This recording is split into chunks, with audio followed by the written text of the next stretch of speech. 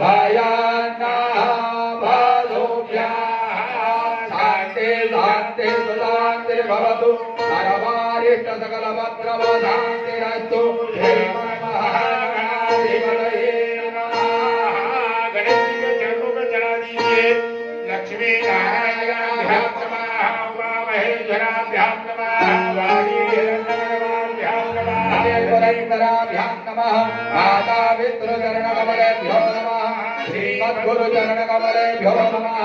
इष्टदेवताभ्यो नमः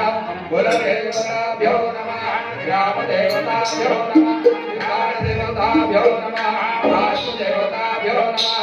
सर्वेभ्यो देवेभ्यो नमः सर्वेभ्यो ब्राह्मणेभ्यो नमः श्रीधर्ममङ्गलाय धनाय सपरिवाराय धनुदाय सदात्मिकाय सदाहनाय भगवान् श्री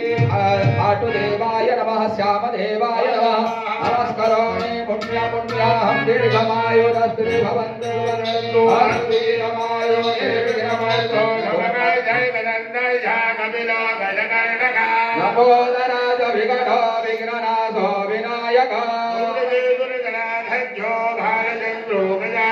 द्वादशैतानि नामानि जपठे शृणुयादभि